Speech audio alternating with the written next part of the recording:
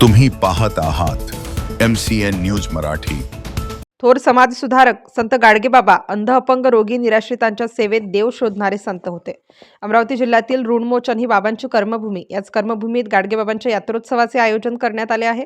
या यात्रेमध्ये सप्तखंडेरी वादक सत्यपाल महाराज यांच्या समाज प्रबोधनपर कीर्तनाचा कार्यक्रम संपन्न झाला।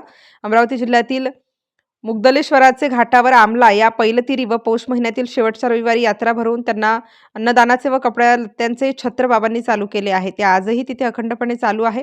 तर उत्तरेकडील तीरावर महाराष्ट्रभूषण सत्यपाल महाराज चिंचवडकर यांचे दरवर्षी या यात्रेत संत गाडगेबाबा कर्मभूमी स्मारक समितीकडून गाडगेबाबाच्या दशसूत्रीचा जागर कीर्तनातून राबवला जात असतो। आजही सत्यपालची खंजेरीचा निनाद ग्रामगीते व गाडगेबाबाचे दशसूत्रीने संपन्न झाला। या यात्रेत मुंबई, गुजरात, अमरावती, अकोल्यासह पूर्ण भारतातील गाडगेबाबांचे गणकोत, धोबी, परीट, वरठी, रजक सहित सर्व समाज बांधव हजर राहून लाभ घेतात। दोन्ही तीरावर यात्रेमधील महाप्रसादासहित विविध दानशूर समाज बांधवांकडून अन्नदान, कपडा लत्ता, थंडीपासून संरक्षण, घोंगड्यांचे, औषधांचेही वाटप केले गेलं।